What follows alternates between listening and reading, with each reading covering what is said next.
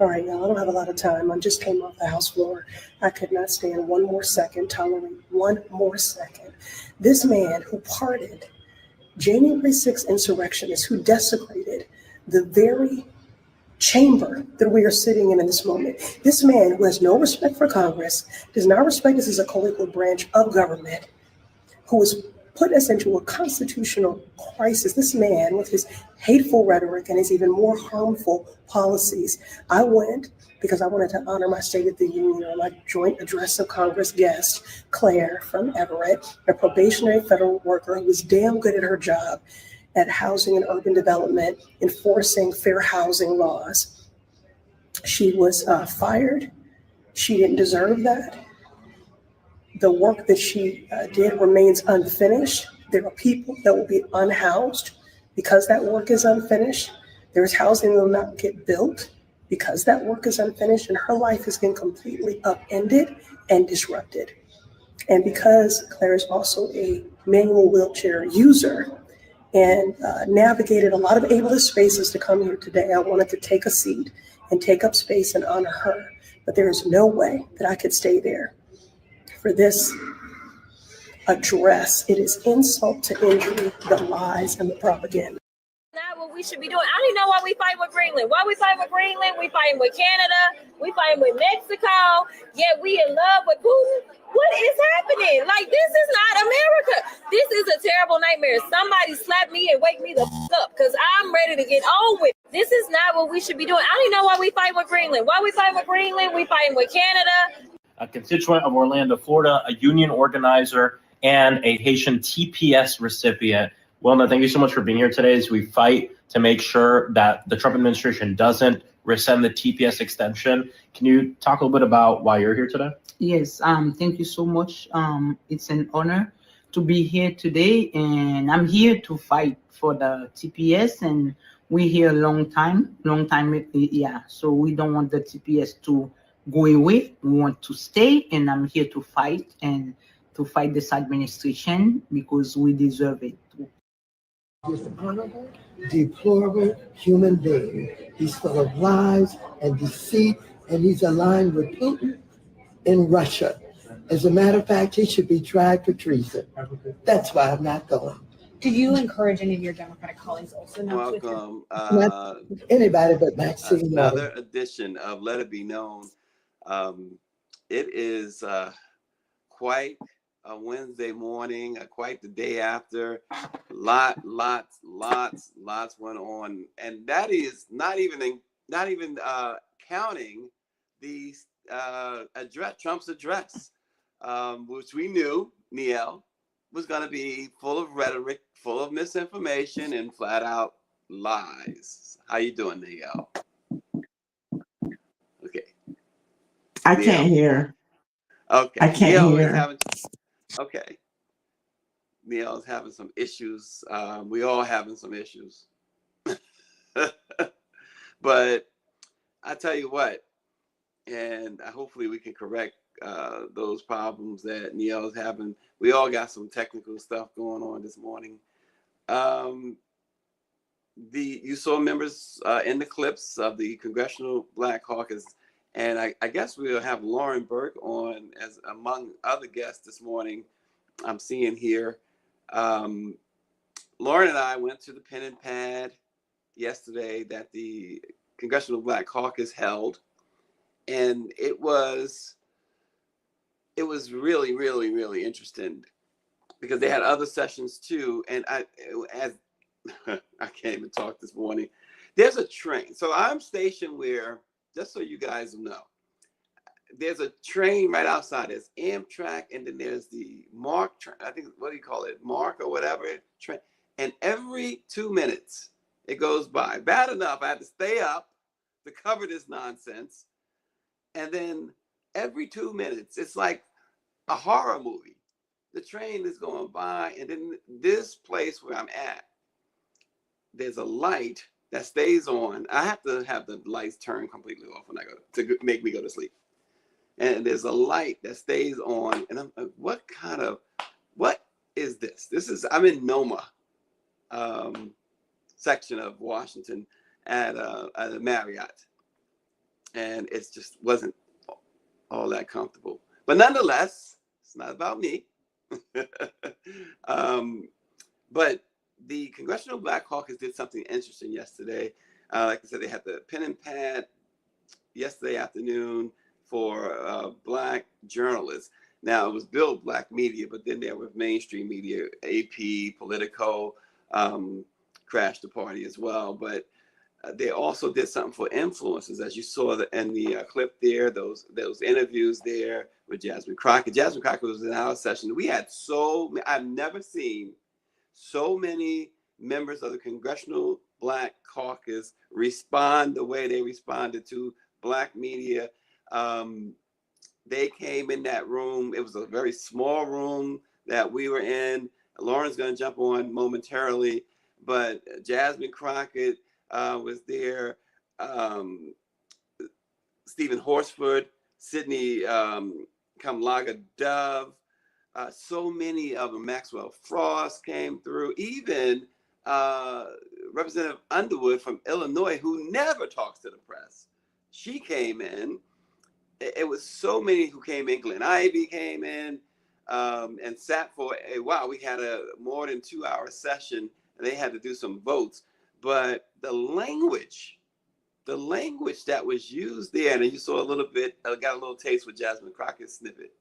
The language that was used showed that these folks now recognize, not that maybe they didn't recognize it before, or maybe they didn't display that they recognized it before the way they are displaying it now, but was incredible. Very direct, very, a lot of F-bombs, a lot of other, Sidney Kamlaga Dove was real. You think Jasmine was coming at folks with language. She was rocking out yesterday. They were ready. So you had that. You had the creators. You had them speaking to the video, the broadcast journalists as well. They were set. And while they wasn't totally unified as far as what they were going to do, some had planned not to attend Trump's speech, and many said they would. And they explained, I had a conversation yesterday, and I'm thinking, well, why attend? And they explained why they attended, which it did make sense. It made sense, those who attended. So either way, you couldn't go wrong.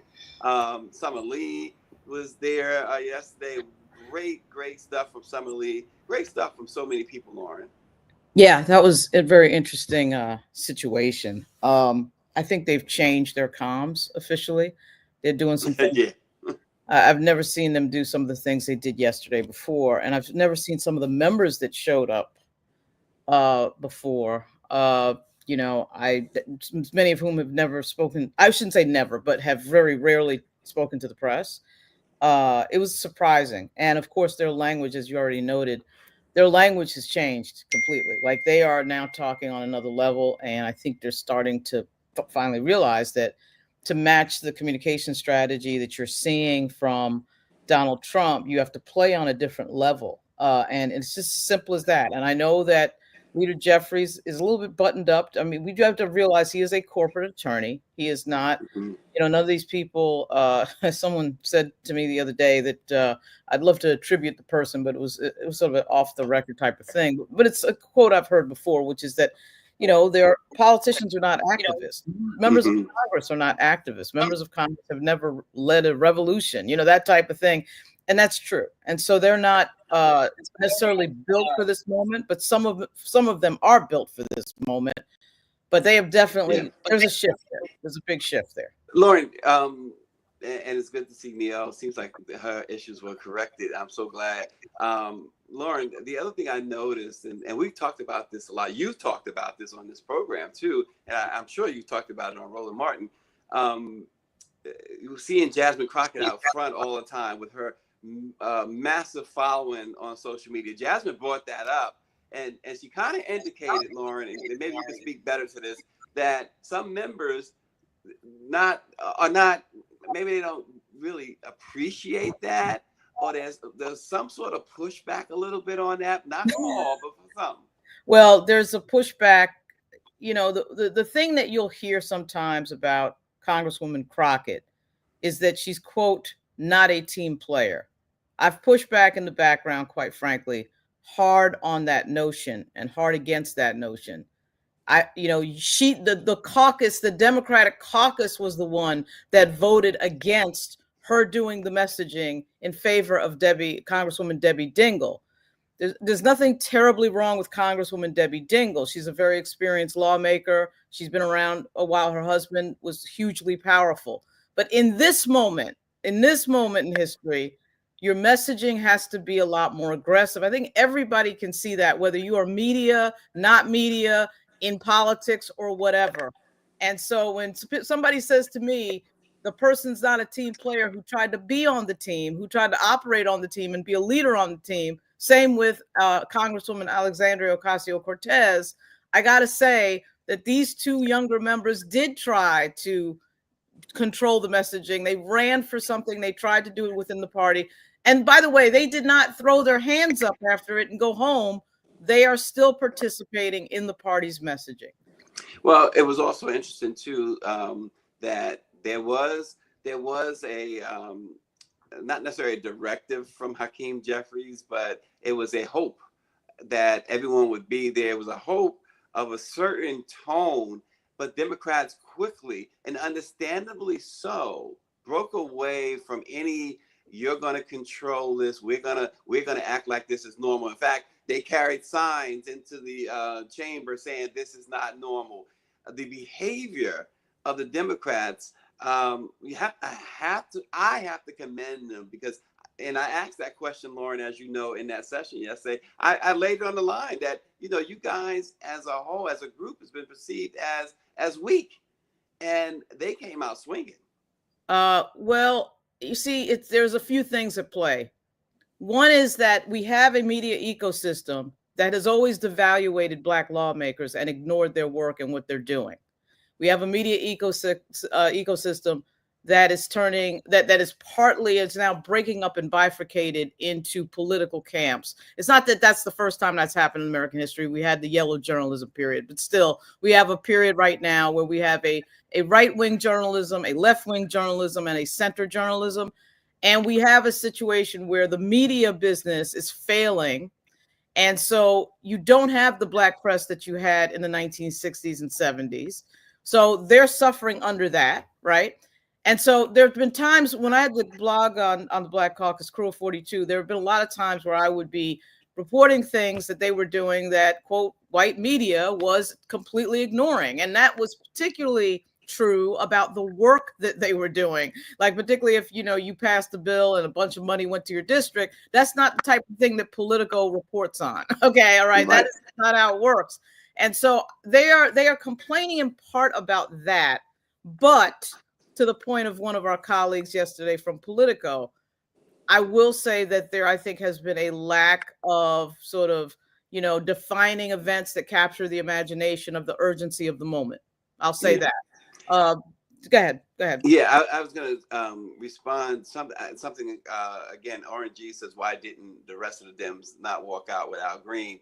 Part of that, RNG and Lauren knows this as well, and I didn't realize it either. They had brought all these different guests with them to really highlight the suffering that people are experiencing under this administration. So they had members brought in a lot of different guests who they wanted Donald Trump and the Republicans to see these human beings who are being fired, human beings who served in the military, who have been now kicked off of benefits, elderly ones who are being threatened by Elon Musk and Doge to remove their Social Security, their Medicaid, and other things like that. So it was various reasons why many of them stayed in the chamber, right? Well, there was also a forthright discussion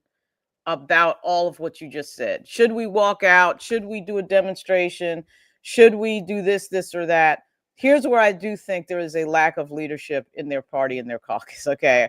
I do think the leader should have decided or said something to the members like, look, at least 80% of us have to agree to do X, Y, and Z. Instead, that never happened. In fact, I think it's been told to me that Leader Jeffries dissuaded the members from from any sort of dramatic demonstration. Okay. Right.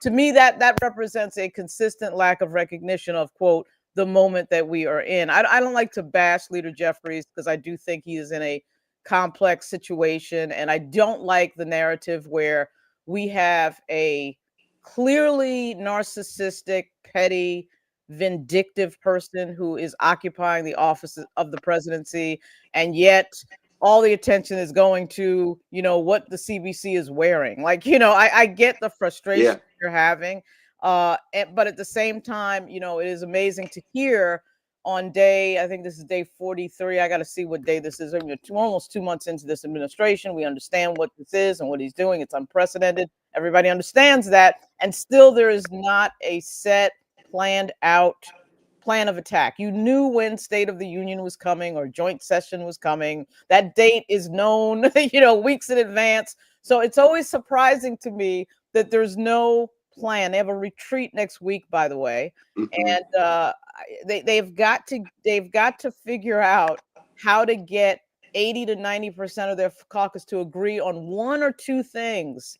And I know it's easier for the Republicans because it is a less diverse group. It's basically white men, and they're all agreeing on some core things. But you cannot tell me that the Democratic Party can't figure out one or two things that they can agree on, and all of them push forward. And that's how you get to a certain communications level. Well, they need to really build on the momentum from yesterday, because some of that momentum was behind the scenes. Some of that momentum we got to see up close and personal in that room. Lauren took some great video and pictures as well.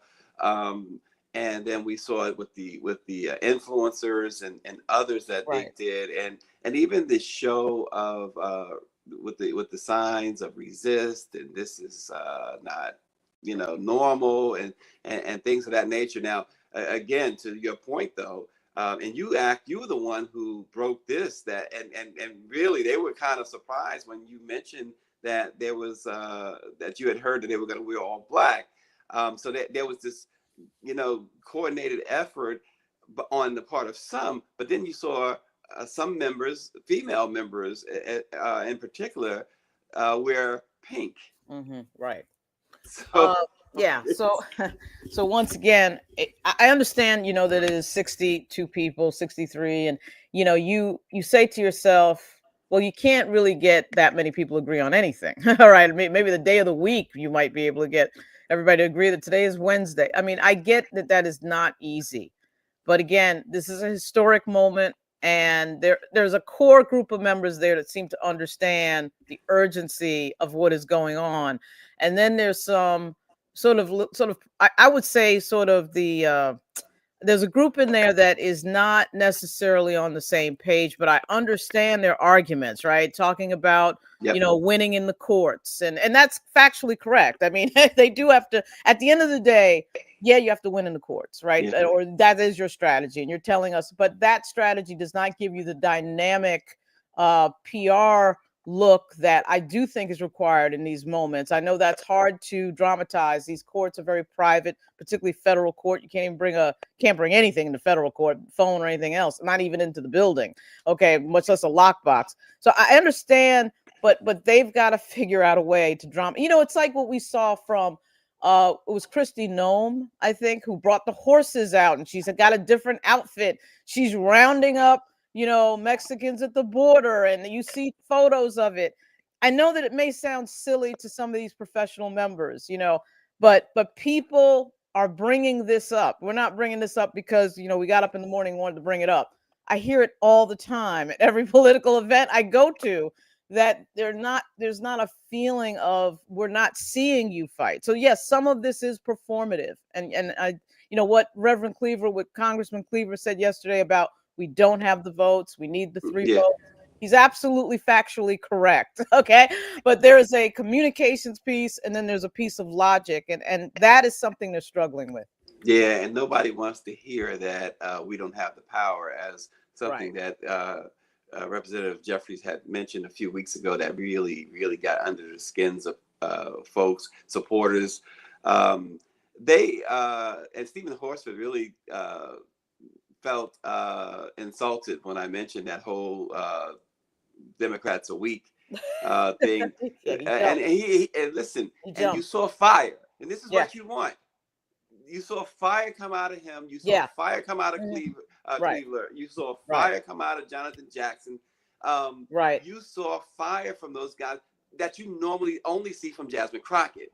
And the other thing they mentioned too, Niele, is that the Democrats do plan they are trying to plan some sort of bus tour in which they would go to districts, not just their own, other districts as well. And they said, Lauren, that they thought it was a good idea to invite the Black press to come along on those bus rides. Yeah, they got to be careful. In this world, it's like the old saying about if a tree falls in the forest and nobody knows about it, the tree didn't fall. You got to have a media strategy for these things that go remote. That is, of course, linked to what your location is. I suspect they are thinking about bigger cities, your Chicago, New York, maybe. I don't know that, though. But when I hear bus tour, that could get rural real fast as well. But they've got to have a media strategy. But yeah, you're right. That, of course, did come up. Yeah. Niele, I hope that all the issues are now taken care of, because we certainly need you this morning. No, I hope so. I hope you can hear me. Niele, Good morning, Lauren. Yeah, I can hear you, but you saw, like everyone else, and it was mentioned here about Representative Al Green being kicked out of the chambers last night. What was your reaction, and what's your take on that? Because we've seen in the past, particularly Marjorie Taylor Greene and Lauren Boebert, step out of line, be out of order, booing, hissing, and there was no penalty. You honestly want to know what my take is? I turned the TV off. I turned the TV off, and I just was like, I'm going to let all of that take care of itself today. I really tuned out yesterday. I'm over Donald Trump. And I've really been enjoying the conversation that you and Lauren have been having to get me up to date as to what happened yesterday. But yesterday I was on Fat Tuesday Mardi Gras. I was doing the 92% thing, and I was checked out. And so I'm catching all of the tidbits today. I heard what you said about our Congress member, which happens to be my Congressman member here in California, Sidney Kamlager. I think that she's taking a play from what Lauren was talking about. It's like Democrats are boring. We need some spice. And so you see these Congress members taking a play from the Jasmine Crockett's and even say Donald Trump. And it's like, if you don't start yelling, nobody is going to hear you. And so I'm glad to see some of that yesterday. I wish, as we talked about yesterday, none of them would have went. I mean, I get the decorum that Hakeem Jeffries is talking about. Truly respect him as a leader, but this is the time to resist.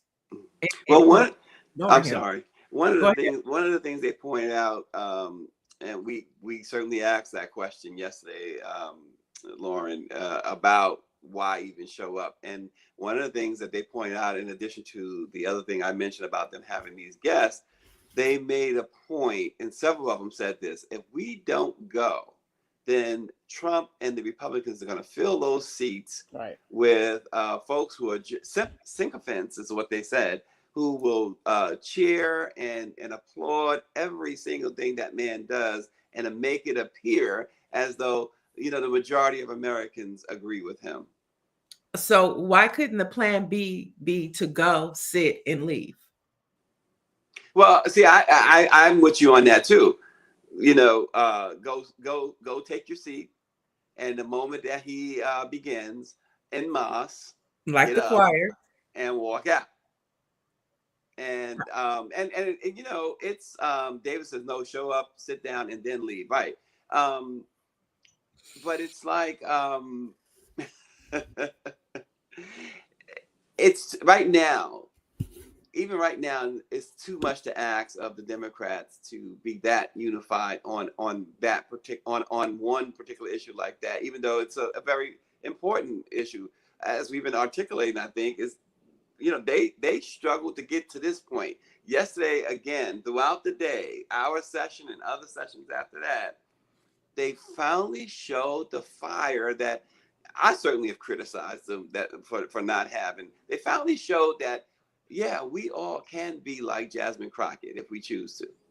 Mm-hmm. Yeah. Well, they, you know, here's the thing. In the end of the day, we understand that fire and that talking while entertaining is not going to change the current state of affairs and the situation that we've got now. What changes that are frankly people getting into the streets. And from a political standpoint, and I really think this is not necessarily the caucus's fault, though of course we play in the world of that question right now.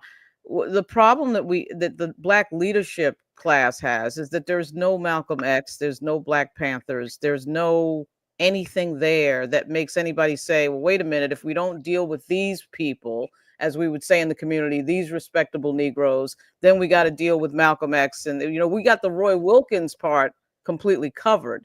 But there is nothing. And remember that the Black Panthers didn't do anything. The Black Panthers just said, hey, I have the right to keep and bear arms. And then just by doing that, they had a bunch of power because the white power structure didn't want to have to deal with the question of what they might do with that Second Amendment power.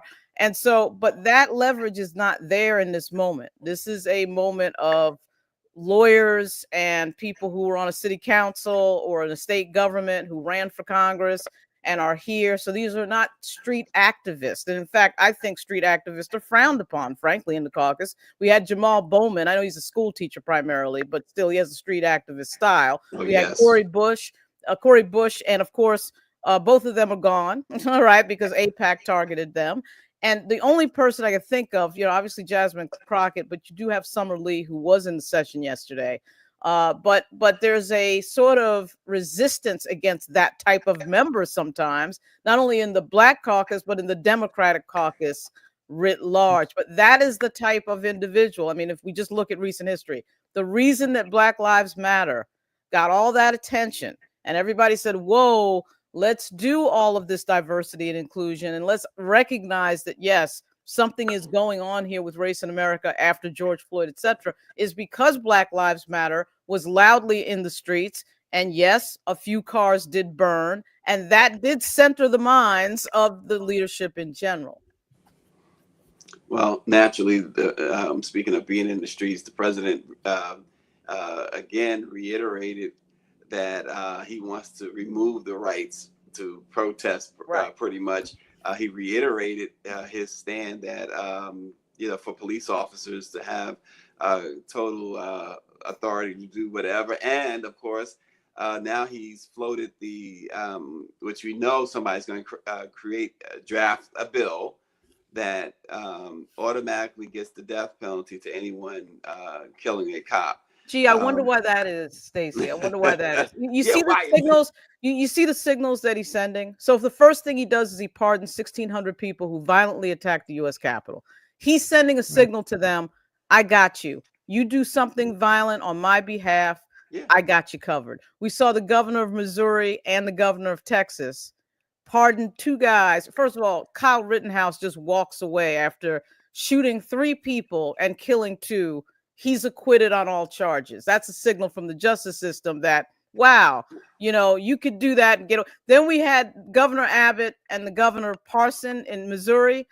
Abbott pardons a guy that drove his car into a bunch of Black Lives Matter people and killed a white Black Lives Matter guy. I mean, what is the signal that the Republican Party is sending? Well, even in Virginia, you can get away with this. Even in Virginia this week, yeah, the governor pardoned a police officer, or commuted the sentence of a police officer who was convicted of killing a Black man. Right. Well, see, it's not just that the signal is being sent that well, by the way, that's a signal that's been sent for 400 years. There's nothing really that new about it. It kind of reminds me of the lynching convention, right? Well, we see the smiling, grinning faces of the people in the courthouse during the Emmett Till trial. They knew that they weren't going to be punished for murdering a 14-year-old. They knew that the community was going to protect them, right? So it's the same construct of, you can do all of this, we will back you. And I'm not necessarily arguing for violence on the left, but I am saying that there is no such construct on the left. And that signal is being sent not only to the military, right, but to the police. And who are the police? Who are generally the police? And I'm saying this full disclosure as somebody who is the daughter of a law enforcement officer in New York and the girlfriend of a guy who is a federal police officer. But the point is, they have to look at their phones. The cops that I know on Capitol Hill, who are friends of my boyfriend, have to look at their phones and see that the people that they testified against that were in federal court right down the block on the corner from the U.S. Capitol are in the gallery, walking around the U.S. Capitol and doing and saying whatever the hell they want, including the Proud Boys, one of whom was arrested on the Capitol grounds last week. So what signal is all of that sending? Okay, let's think about all of that. And I think the left has to think seriously about that entire construct. Yeah. We also had the Democratic response. Representative Slotkin break that down a little bit. I mean, it was very short. She made it clear that it wasn't. Trump gave the longest speech ever. Of course he did. And and she immediately said, this is not going to be that. And yes, Monique says America is an embarrassment right now. There's that is certainly spot on. But how did you think she did? I know she's getting some criticism for actually giving props to Ronald Reagan. Well, in this moment, you can give props to almost every Republican president, other than the one that spoke last night from the podium. I was actually surprised at how well Slotkin did. It wasn't that I thought that she was not going to be good, but it's just such a complete difference in what's happening. You have somebody who has the dais for almost 2 hours versus someone who's talking at almost midnight. But I did watch it. And I was impressed. I thought she did quite well to center the message and center some points that, the biggest moment of frustration when I listen to teletown halls for members of Congress and go to events is it always comes down to the question, what are we doing? What are you asking me to do? You have federal employees calling their members who have lost their job saying, what can we do about it? What action do you want me to take? What action are you taking? What are we doing? And there's never an answer for that. She sort of dealt with that, which is a hard question to deal with when you don't control any of the branches of government or the Supreme Court. So I was surprised she did as well as she did.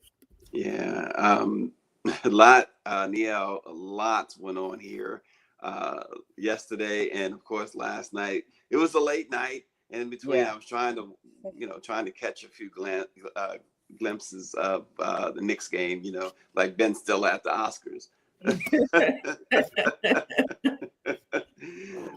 But America's in trouble, and we know that the perception, and if you look at and this is what we were trying to get across to members yesterday, because if you look at even our chats here, a lot of folks in the chat, talking about the Democrats and civility and things of that nature, how that is just not the play right now.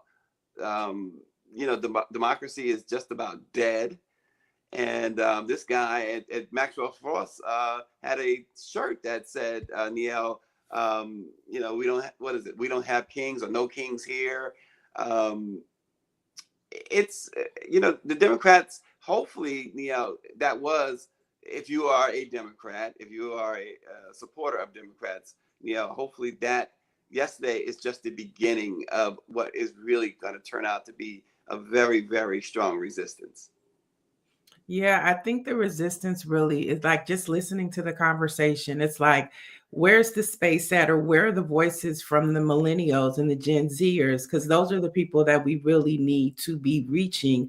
And I wonder if what happened yesterday resonated with them, if it hit their radar. And, you know, as I scroll through social media and stuff, I just don't see it. And so I think that's where, you know, we really have to figure out, you know, we want to resist, we want to respond, but it's going to take those two generations to be a part of the process to even make impact. So I'm just curious to see how the Democrats are going to engage them and get them involved. Lauren, you got thoughts on that? Well, Roland Martin had a number of Gen Zs and Gen Ys on in leadership positions and groups that they've founded. Right at about the midnight hour, I glanced at the screen after watching State of the People all day long, and saw a number of people who clearly were under the age of 35. There's no question about that. Several of whom were talking in detail about this situation. And quite frankly, they don't have any more answers than anybody else. I don't really think that it is an easy question. It is unprecedented situation. They mostly probably grew up right at the, when they were in junior high, Barack Obama's coming into office, and you might be thinking to yourself, if you're that age, that, wow, this is such an expansive and diverse country that we have a Black president sitting up there. But the truth of the matter is that it was that Black president that set this moment into motion, because nobody can tell me that Donald Trump, who I watched as a kid in New York for years, who had no interest in running for president, even though he was asked about that fairly regularly, all of a sudden becomes interested the minute a Black man is standing in the White House. Now, all of a sudden, I'm interested when that Black man embarrasses me at the White House Correspondents' Dinner. Now I'm running for president, and now suddenly I have to have this thing that somebody Black has that I'm jealous that I don't have. That is basically what sets this into motion. Watching Barack Obama for 8 years, has this unblemished presidency, no scandals, nothing, right? Kills Osama bin Laden, which was a major, major achievement for any president, Democrat or Republican. So he has some gems in there. And frankly, I think the far right resented, because it goes against everything that they were told, that they're superior, that they, are the best and all that. And then you have this guy with the Harvard law degree that just walks in and walks out with his perfect. And I think that's what set this into motion. And the other thing I think sets into motion too is the number of Congressional Black Caucus members and the number of Black people we are seeing in positions of power, particularly as it pertains to our district attorneys. We saw Kim Foxx, we saw Michelle Mosby, we're seeing Tish James still as an AG. And I think that scares them. That goes against the construct of what we've all seen in American history with regard to how Black people are treated. We've never been in that type of power. We've never been able to make the decisions over white people, and to be very specific, white men. They've all been able to do that. And now that they see it flipping, and they see themselves, again, what Roland says about white minority resistance in his book, White Fear, they see it flipping and they're nervous. There's no doubt about it. You could tell the people who are nervous, that demographic that's always been in control is the one that's the most nervous right now, which is white men. Well, here's several comments. Several comments. Soliel, if I said that right, says if we're not marching and protesting, then it's pointless. But then Breaker Morant, someone posted on that screen name, says, question, how to define martial law from a bum and a creep? We need new community resistance from Klan militia, new Panther type organization. Trixie says, let's get out and march. What's the answer here, or what's part of the answer here, Niall and Lauren? Yeah, that's a good question, Stacey. I think we're all trying to figure that out. I think some people are still sitting on the sidelines. So it's going to be to me, what's going to happen is when people actually feel the effects of this Trump clan administration, when it starts impacting their day-to-day lives, or unless something like, God forbid, another George Floyd happens, it's going to take something like that to jolt everybody and bring everybody back to why this subject is important. But until that happens, it's going to be like these little fires everywhere. These people are going to get upset over there. For a minute, they had our attention with the federal workers. And I think, that jolted some people because it directly impacted them. But it's not really going to hit people until it touches them directly. And so I just think it's going to take a little more time before you see a jolt. Yeah. Lauren, this was touched on, and I don't think it was covered in the responses, but there was a question in our session asking, and the young man sitting to my left asked the question. He's a blogger, I believe, about the Black Republican members of Congress, what's do they ever talk to them, the Black Caucus talk to them and discuss, hey, this is going on, that's going on. It was what did you find in the responses to that? Because I just found that they kind of glossed over it, but maybe I missed something. No, that's been asked before, and the answer has been that not only Black Republican Congress, but white Republican members of Congress are telling their Democratic colleagues on the floor, yeah, we know this is wrong. Oh my God, this is crazy. I don't really want to vote for this. And then they're voting for it. Okay. And there was one example that a member gave yesterday where one of the Republican members, their name was on a bill and they voted against it because Trump ended up not wanting it. And I mean, just craziness. And then when you dig deeper, it comes back to the Gabriel Sherman piece in Vanity Fair about a week ago, where he did a very exhaustive piece on threats on members of Congress. And you might notice that the first thing that Donald Trump did when he came in was he eliminated the offices of Inspector General at all the agencies, which is the investigative arm at said agency. Then 5 seconds later, we're hearing about, quote, the FBI being decapitated. Well, you know as well as I do that if there's a threat against a member of Congress, that's a federal matter that the FBI would deal with, or the IG's office might deal with. He's defanging anything that is about accountability, including the media, by the way. And anything that has anything to do with accountability or watching him, he's trying to, destroy. It is the fascist playbook. That is what it is. And everybody wants to get sensitive about, oh my God, you're using the word fascist. You have to define these things as what they are. This is dictatorial. This is fascism. This is what other fascists have done in other countries.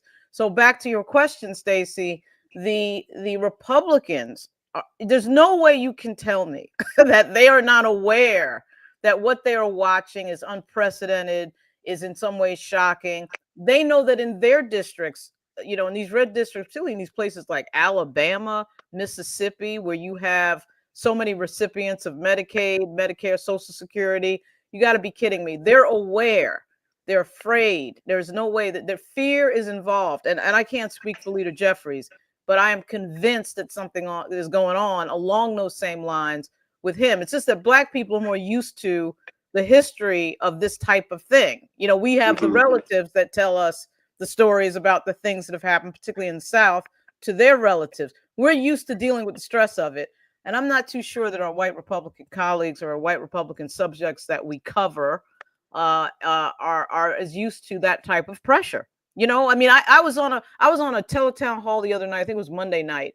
Don Beyer told a story about a member who resigned, who was near the Buffalo area after the massacre of all those Black people in that grocery store.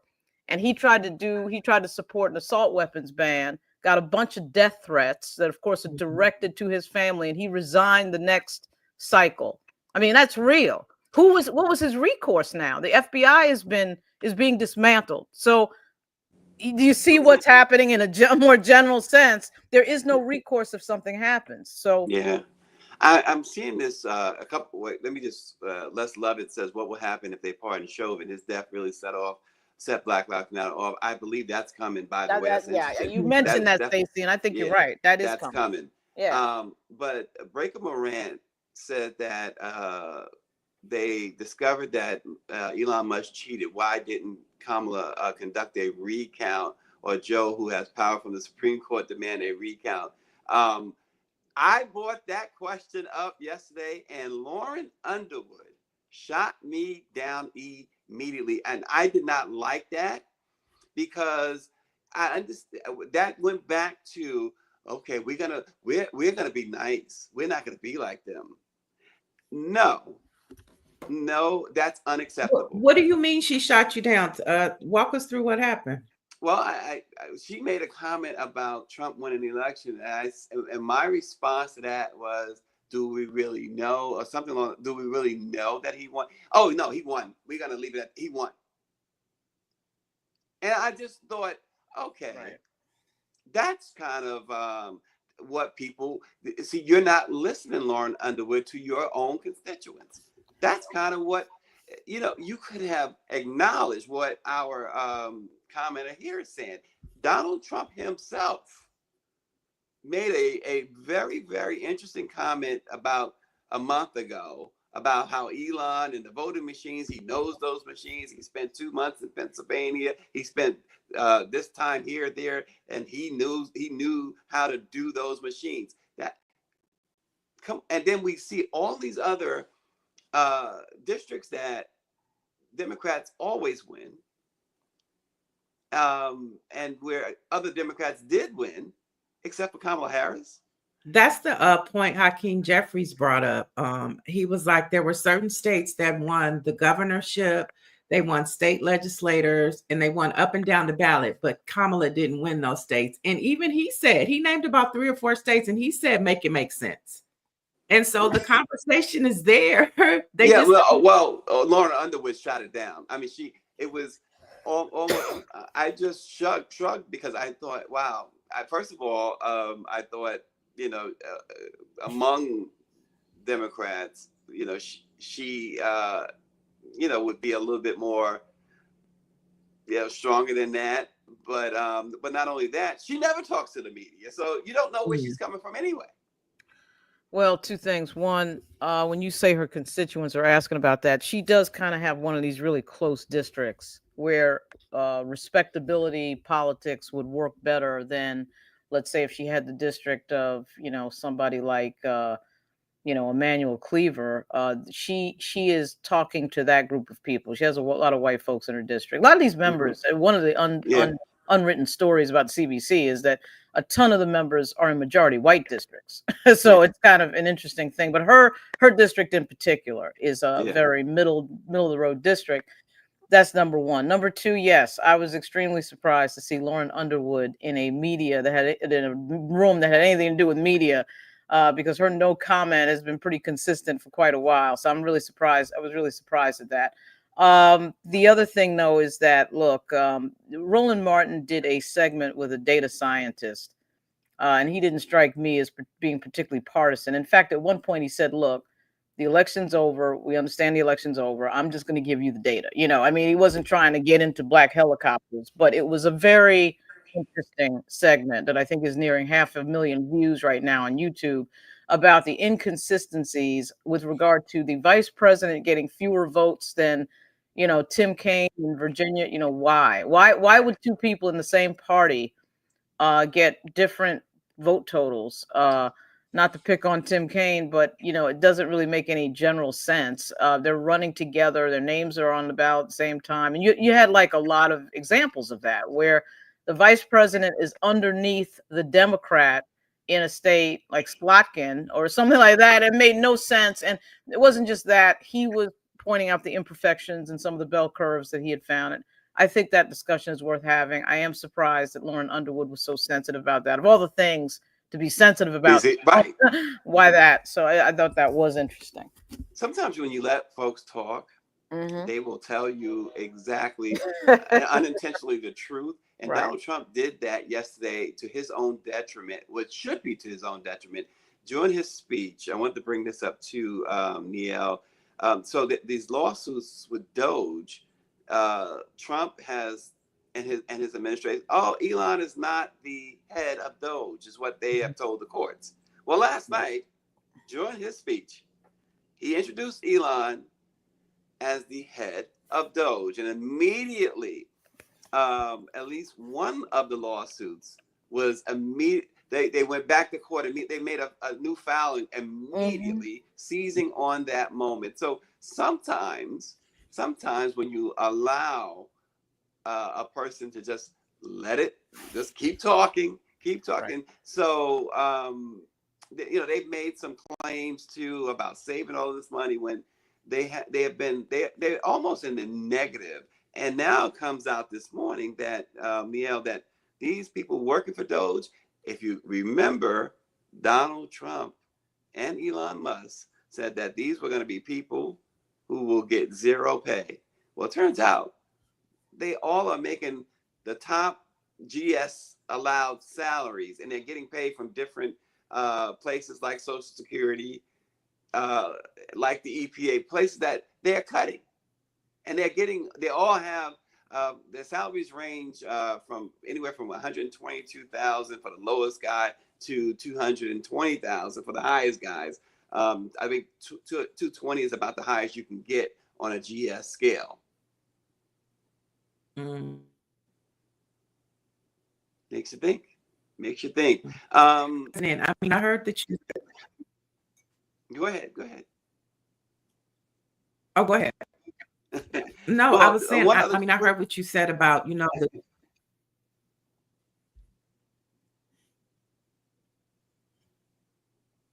go ahead. Okay, we keep stepping on each other. One of the quick things I wanted to get to Neil and Laura, we kind of talked about this a little bit yesterday. Black Lives Matter Plaza. Mayor Bowser announced yesterday that they are going to change the name of Black Lives Matter Plaza based on the pressure they're getting from the federal government and from these proposed bills that would strip DC of some really necessary funding. So that's happening. We kind of figured that would happen too, right? Yeah, well, it goes back to the theme. The entire moment goes back to the theme of Republicans not liking the fact that Black people make decisions. And of course, the whole story of Washington, D.C. has been that theme, because of course, it makes absolutely no sense that people who do not live in Washington, D.C., do not vote in Washington, D.C., and have nothing to do with Washington, D.C., other than the fact that they work here and fly in and out of National Airport, want to make decisions about Washington, D.C., whether it's the taxation base, whether it's allocation of funds, whether it's the stadium that may or may not get built now because of the interference of Elon Musk, and whether or not the mayor wants to write the words Black Lives Matter on the street. They want to control it. And the very fact that we're having this conversation, the very fact that there's sensitivity around saying declaratively that Black life, in fact, does matter, tells you all you need to know about the history of the United States and the current Republican Party. Absolutely. Well said. Well said. And they are, David Youngblood, I believe you're right. They are going to lose home rule. DC will lose home rule. Right. That's right. And why do they go after DC? We know why they go after DC, right? Well, it's still, I think, barely majority Black, or it's very close to not being, but it's like 40% Black, something like that. But it, of course, viewed as Chocolate City, even though it may not be, 60% Black. But the leadership is Black. So they view the thing as, okay, wait a minute, Black woman mayor doing stuff. We gotta come and run and stop that. I do think, though, that the takeaway for me was that's what you're thinking about. The first thing in your mind, we're less than 90 days, less than 100 days into the Trump presidency.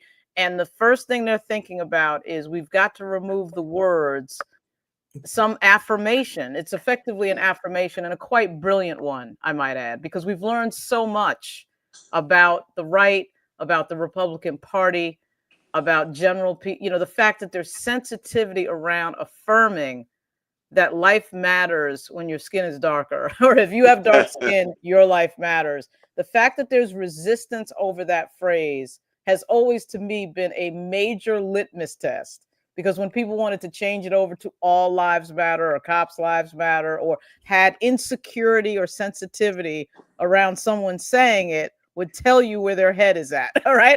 I mean, so I just find it to be, every time this comes up, as a point of sensitivity, knowing what we know. I mean, these people, Right. I get that we don't teach all the details, eyes on the prize style in schools in this country, right? I know you can get all the way to college. Believe me, I had Julian Bond as a teacher, as a professor at American University. He effectively taught first person eyes on the prize. I, as a Black person, knew a lot of that history. A lot of the white kids were sitting there with saucer eyes, totally shocked at what they were hearing. Okay. I totally understand that.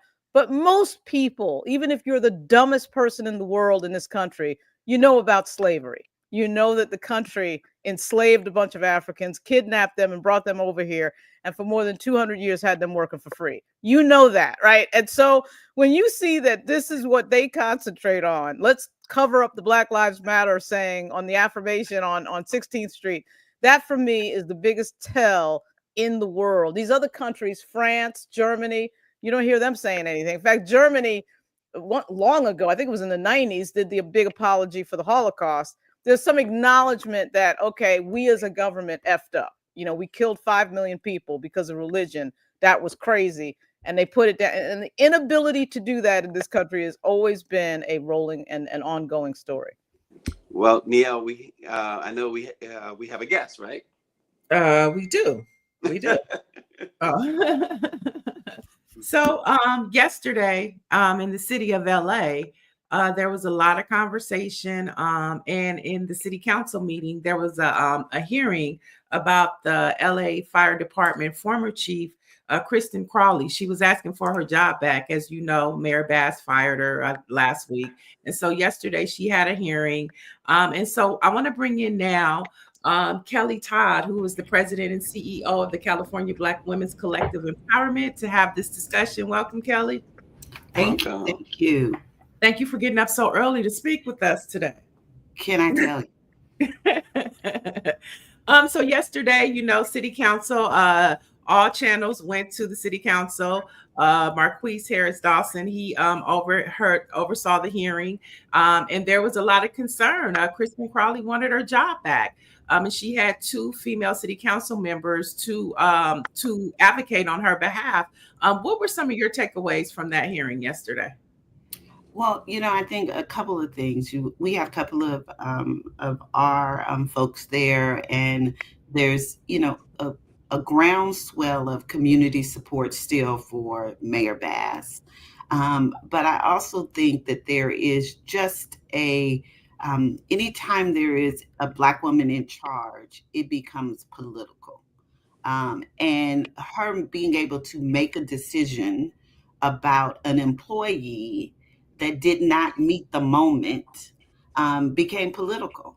It did not, she did not have the votes going into the meeting, but yet you had several hundred people showing up, her union coming in rank and file to basically tell everyone she showed up when it was obvious that she didn't show up. It's not Mayor Bass' responsibility to determine whether or not you should, how many fire trucks should be out. That was the chief's decision. And how many fire people that we needed to battle this unprecedented a disaster that no one could have ever imagined in any day and any time. I mean, Neil, Los Angeles, we had never seen winds like that ever. Contrary to what has been reported and politicized, particularly by certain people, no one was prepared for that. Nobody could have been prepared for that. But yet, here we are, a month later, a month and a half later, having to defend a decision that she didn't do quickly. She made sure she got the data about what happened, what went wrong, true to Mayor Bass's way in which she likes to govern. She doesn't think, she doesn't respond quickly to her to critics. She does the research and finds out what she needs to do. And here's the thing: we are focused on rebuilding. She let go an employee. That is her right to do as the chief executive officer of the most populous city in the country. And it was time to move on and move on in a way that she felt best. And we should have allowed her to do that and not brought politics into a hiring decision and firing decision, human relations decisions. But yet, here we were at City Council, and True, her union was there. The Chiefs Union was there to support her, but at the same time, we were also there to make sure that there was no disrespect of a decision for somebody like Karen Bass. How is the recovery going there? Could you give us an assessment? It's a long road. I happen to have worked the Paradise Fire when I worked in Medi-Cal, because Paradise at that time was a community of need. And it's a long road. Mayor Bass, there's obviously two big areas that we know of: Palisades and the Eaton Fire in Altadena. And Palisades, that community is still under you can't go to Palisades unless you live in Palisades. And that is something that even though the governor was pulling the National Guards, the mayor listened to the community. What people don't see is that she goes there several times a week, and she talks to not just homeowners, but workers, youth. And they did not want to open up to the public. Malibu, which has its own mayor, is open for people to drive through. The Eaton Fire, people can go to the Eaton Fire, but Palisades is still under, she still has residents only, because that's what they wanted. And so it is going to be a long road. The Corps of Engineers said it will be several years. And then they decided that they were not going to test the land, which I think is, just unbelievable. One of the things that Mayor Bass had informed us was that for everyone who had lithium batteries, the recharger stations at their homes, for their electric vehicles, the EVs, that was all lithium. And so that in itself all burned up too, which also created a contamination. And many of the homes there had that, and that also was, it fueled the fire. And so I think, this is going to be a long journey back, and we can't expect since January 7th, and we're in, March 7th, almost 2 months, that this is, you still have no idea what is going to take. Eaton is 5 years. It happened. I mean, not Eaton, Paradise happened 2018, and they're only 70% built, and they're nowhere near populous as Eaton or Palisades. And before the Paradise Fire, the homes were $250,000, and now the houses there are $450,000. And so the other thing that Mayor Bass is trying to be is thoughtful. They're not trying to reimagine Palisades like some people that are out speaking, particularly those who have an interest in making it the new Disney World, and her political foe. But she is trying to build it back in a way that this never happens again. Yeah. So the California Black Women's Collective supports Black women running for office. We hear that there is a process of a recall for Mayor Bass. What are your thoughts on that? And is the California Black Women's Collective strategizing to, counter that if that may be the case? Yeah, absolutely. This isn't the first recall of a Black woman in leadership. We started seeing recalls back in 2020. Like literally, Black women would win in November, and there's this buffer period. And the day like December 6th, they were filing for recalls of Black women. And this was happening particularly at the school board level. We also saw a successful recall in Oakland and Alameda of our district attorney, as well as the mayor of Oakland, who was API.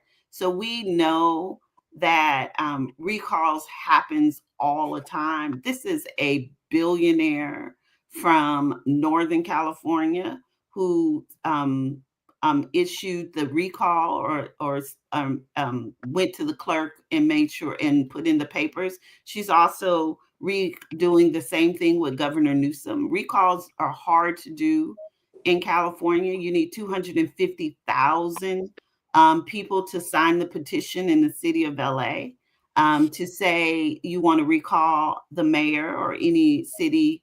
Well, it's the mayor.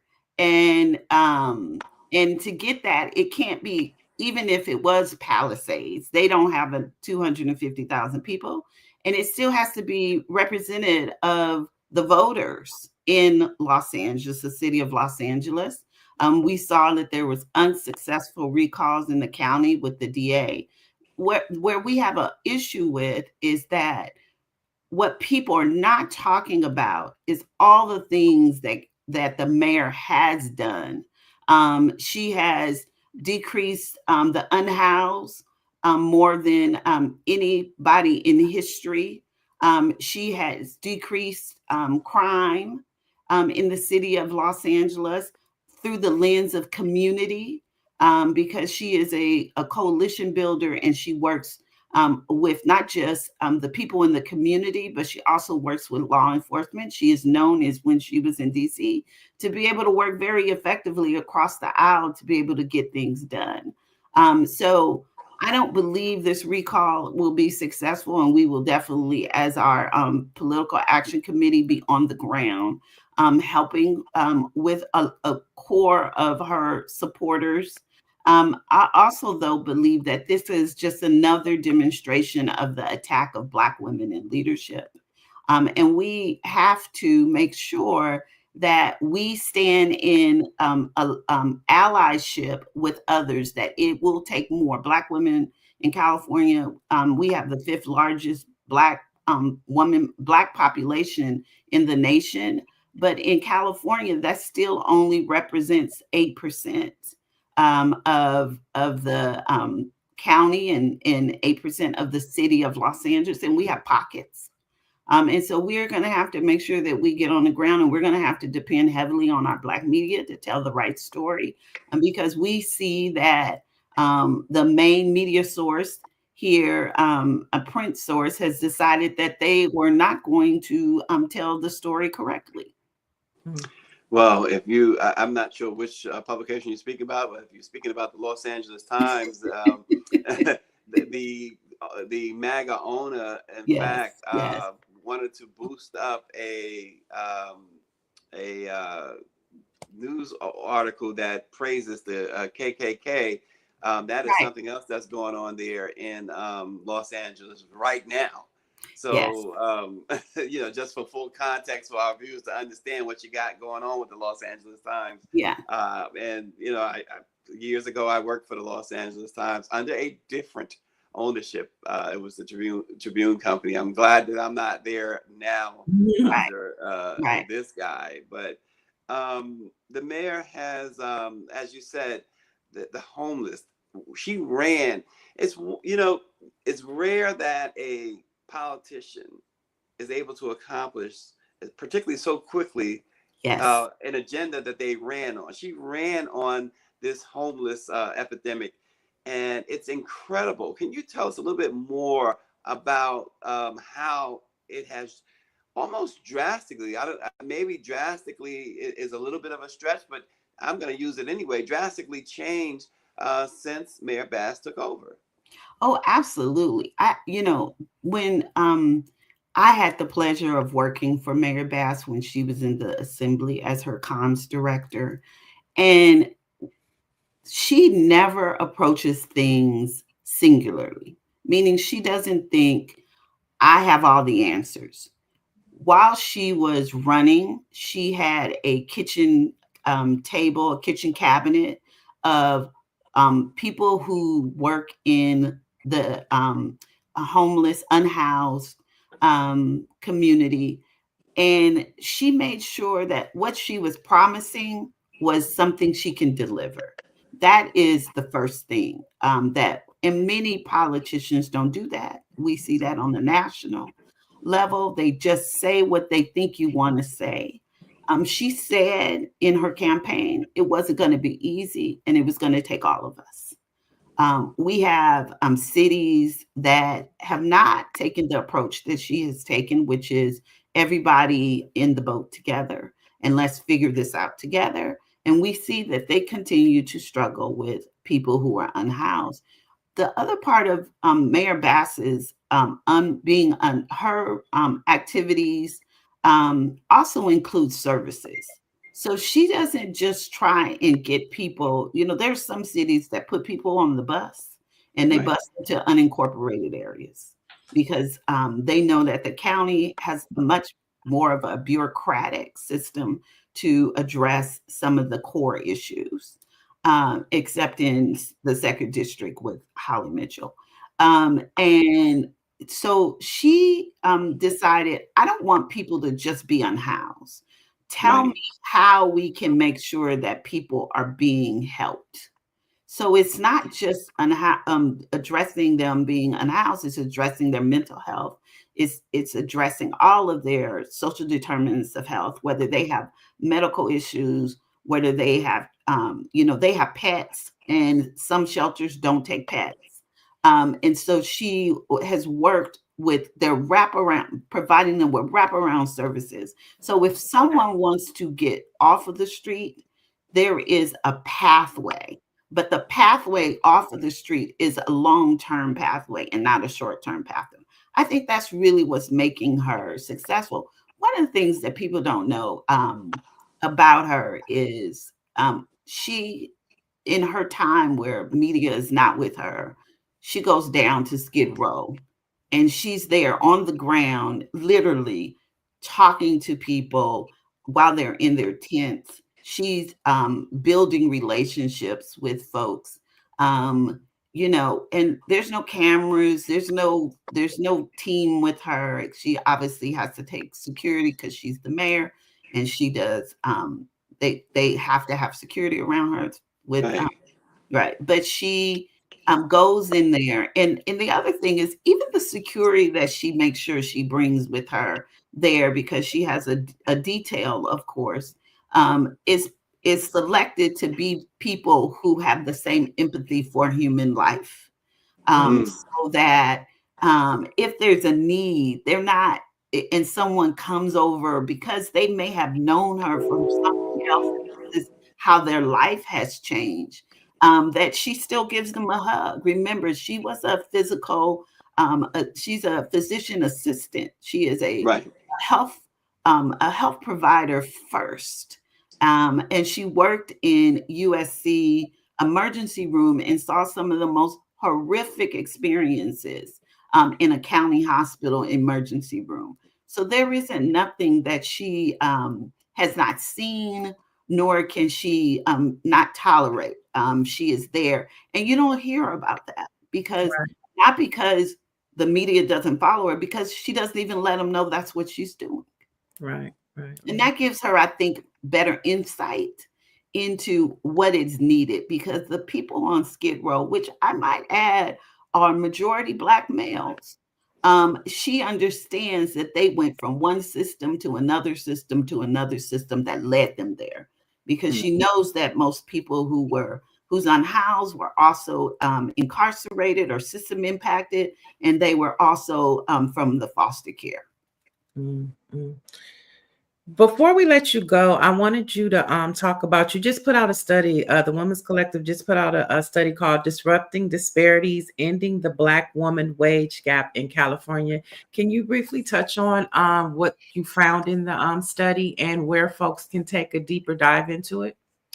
Yeah, so we on our nonprofit arm, so we have a political arm, and then we also a political action committee, and then we have a empowerment institute, and we have a think tank, the only think tank in the nation exclusively focused on Black women and girls. And so we did a report with the Center of Budget and Policy on looking at Black women wages.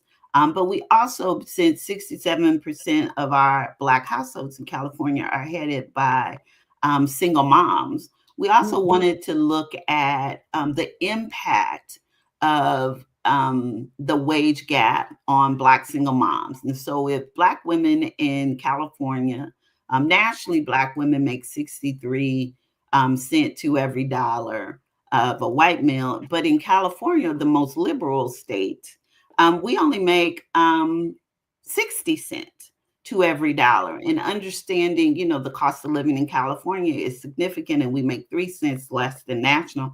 But if you are a single mother, which is of course 67, which is of course 67% of Black women in Black-led households, you are making 57 cents. So the disparity is even greater as a single mother, and you needed more. And so we produced this report.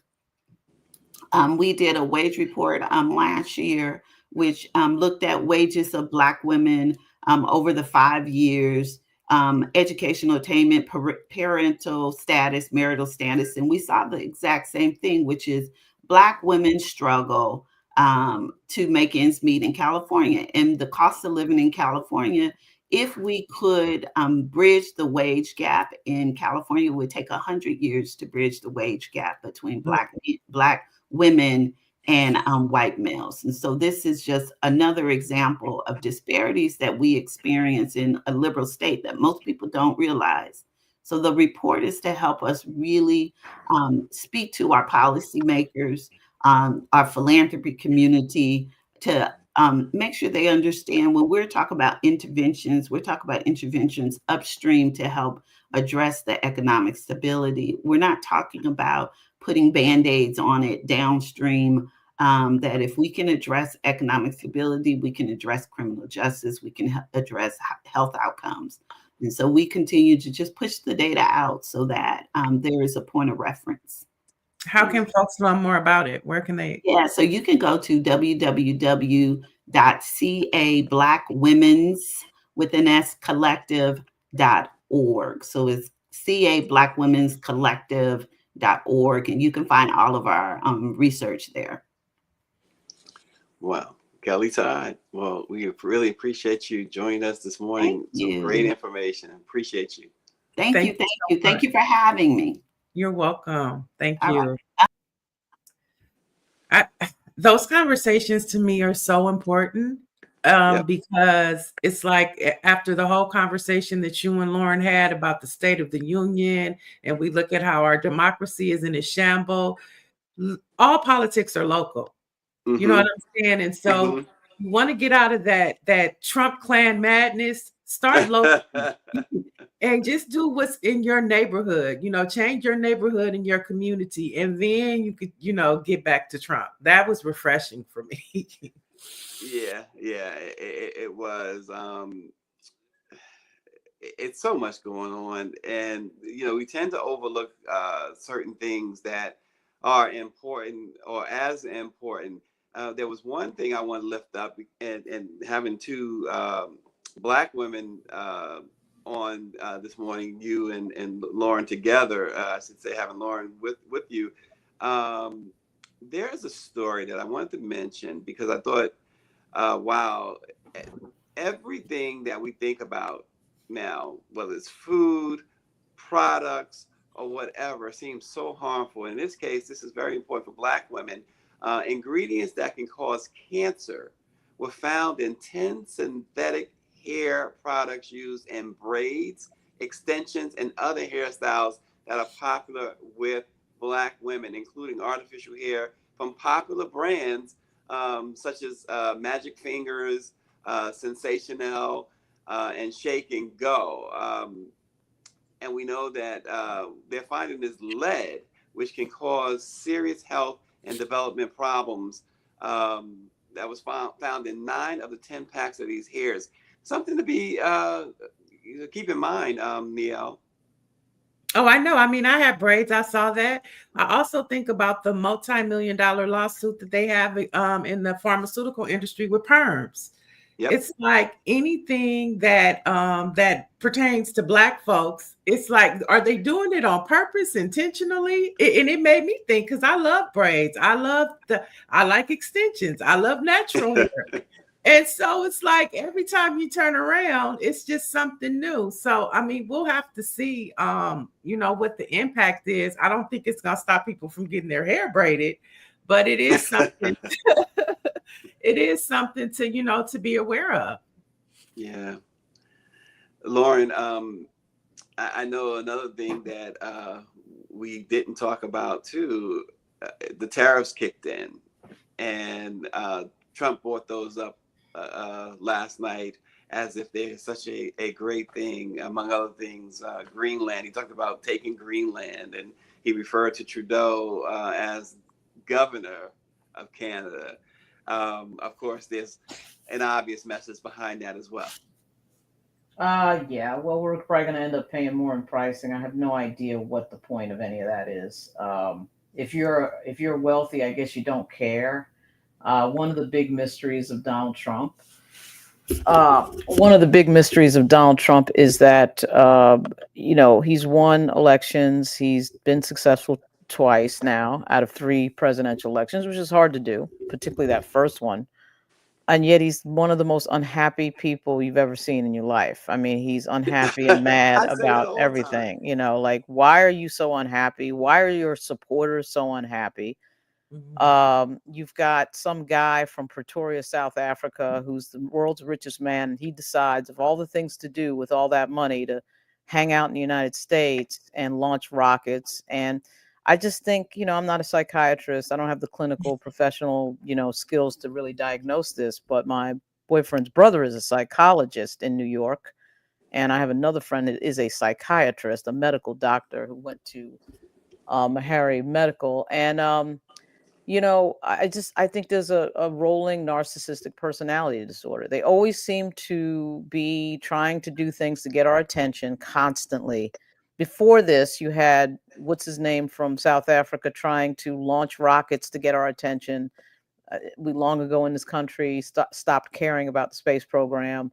And so that didn't work. So now he's back with, well, let me destroy the federal government. Like, why do you care? Why are you here? What is this about? And ultimately, I think it's just about attention. I think it's about one of the most simplest things in human, in the human psyche. You think so? Yeah, I mean, I do. I think as somebody who's crisis managed a few things regarding Me Too related topics, what I usually end up finding is people who want attention. You're not finding necessarily a declarative victim that you think you might find. You're finding somebody who doesn't get a whole lot of attention in their life and was marginalized even in their childhood, and this was the vehicle for attention. There's very few things in life that can cut through the morass of information that we get, and there's a lot of distractions. And I think these guys, but Trump is just incredibly, I mean, last night was unbelievable. What are you so unhappy about? You control the Supreme Court. You're patting John Roberts on the shoulder and saying, thank you. You're doing all this, and yet you look like you just you're the most unhappy person on the planet. Why is that? How does that make sense?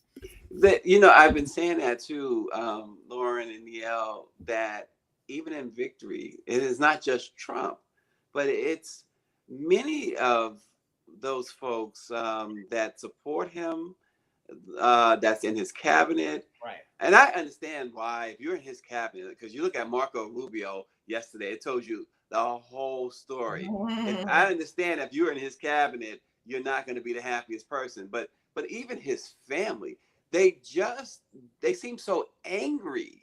All of them seem so angry. And it's like, you guys, literally, you got the whole world in your hand. They have the whole world in their hands. They have the whole country in their hands. Why are they so unhappy? I'm thinking, I heard what you said about Elon Musk, but I feel like he's here. They want our data. To me, he's here intentionally to steal our data, because that's going to be very valuable in the long run, especially when we look at technology and how, the world system is basically controlled upon data.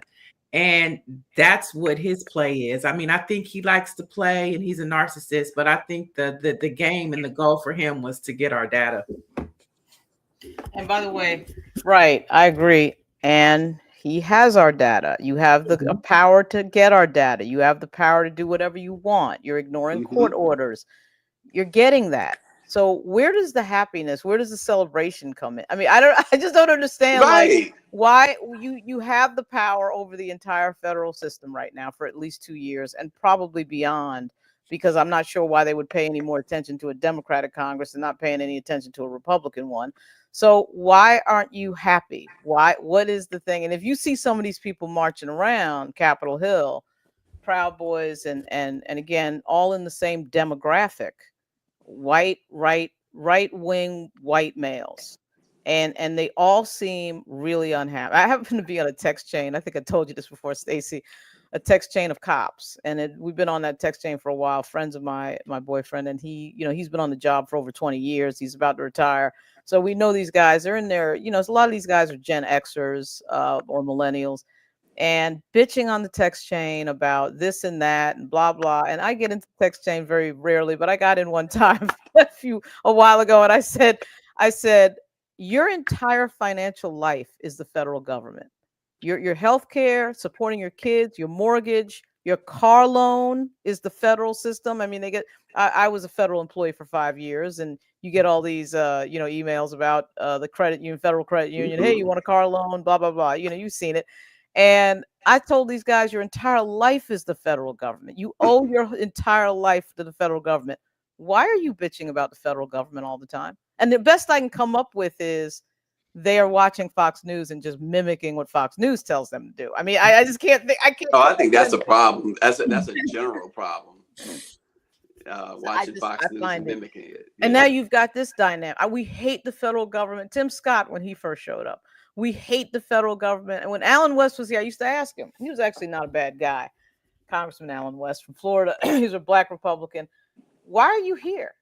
Tim Scott used to bitch about not wanting to be in Washington. Then why are you here? Why do you keep running? Why do you keep filing for election? It just made no sense to me.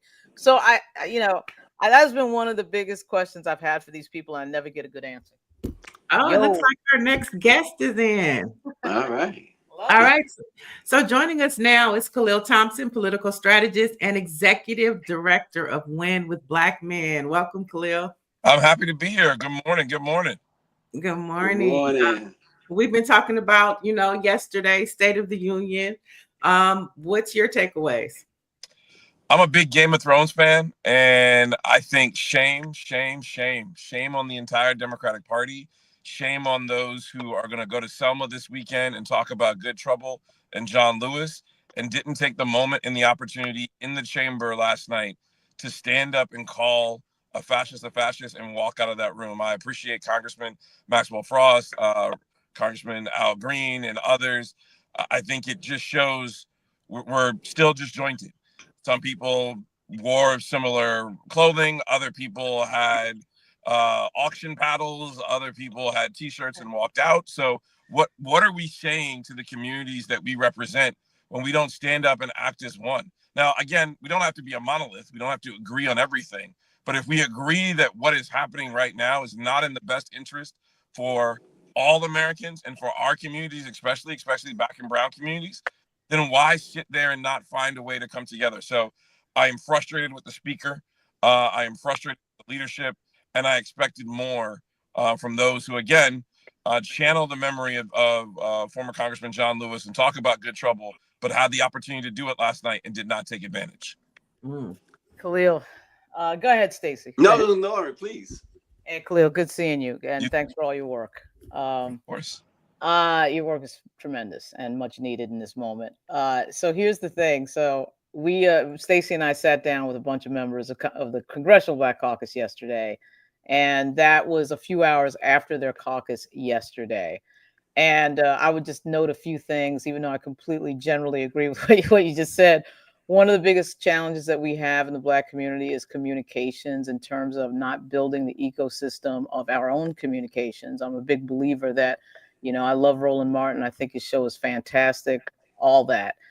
Been on it many times. I hope to be on it again, but we need about 15 of him. We have to build an ecosystem. The reason we have to build an ecosystem is very hard to get all the information out to the community. And there's always been this growing Umar Johnson-like thing of, what the hell is the CBC doing? I've heard it for 15 years. I used to have a blog on the CBC, same thing. And I was telling a Black colleague of mine who works for Politico yesterday, was at the meeting, Braxton Booker. I said, look, he was saying that, CBC didn't do anything and I can't really write anything. My editors are stopping me. I said, Braxton, your white editors don't care about what these Black members are doing. We need our own media. We need to control our message and what we tell Black folks. And we don't have that. We don't have that power right now. We got to build it. I think we're well on our way. When I see Don Lemon and even Shannon Sharp, I know Shannon Sharp doesn't do politics, but he's got a massive audience. Breakfast Club. I might not agree with all of the things, but we control that message. We send that message out.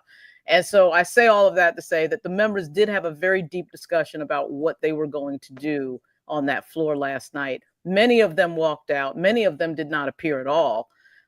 And what I remain always conscious of is that white reporters generally do not report everything that they do. There is, you got a lot of white reporters out there who agree with Donald Trump, who are at news organizations that you would not necessarily think would be all that right wing. You have a lot of white reporters who just don't care about what Black people are doing, the Black community and the people that they represent. And I've seen that all. I've worked at these places, ABC News, AP, USA Today, and these lily white newsrooms. And so I totally get like what you just said. It totally makes sense. It is up to them to get their message out. It is up to them.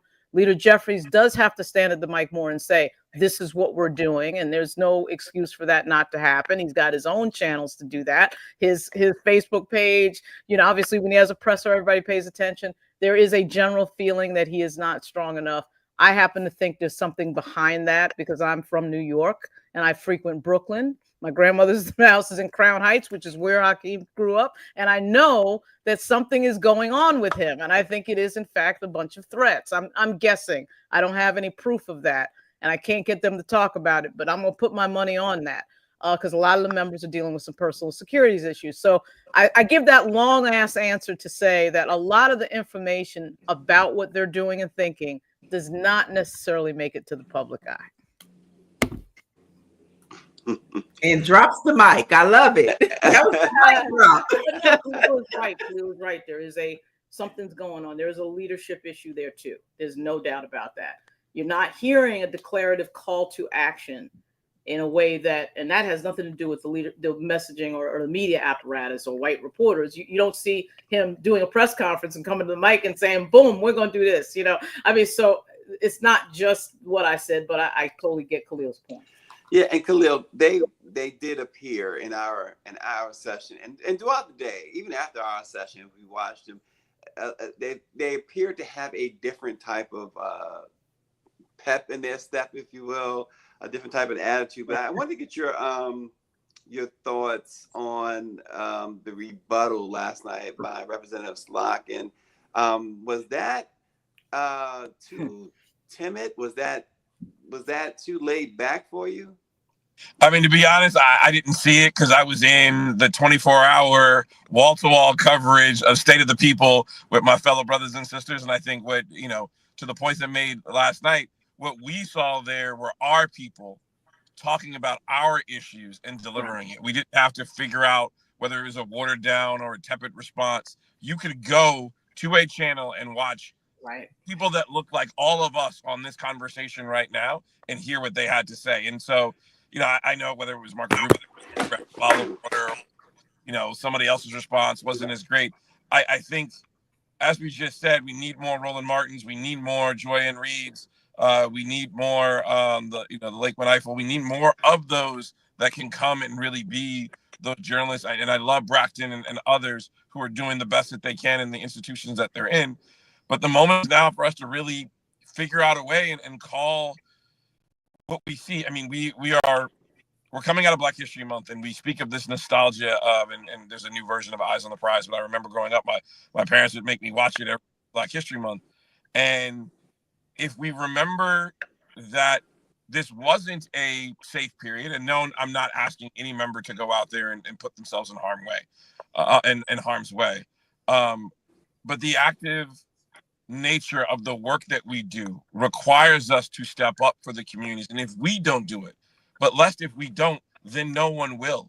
And we will then be asking ourselves, well, who was that Martin? Who was that Angela? Who was that Audre Lorde? Who was that Dr. Maya Angelou? Who was there it was that Malcolm to stand on the front lines and lead? And no, I don't want any of our leaders to go before it's too soon.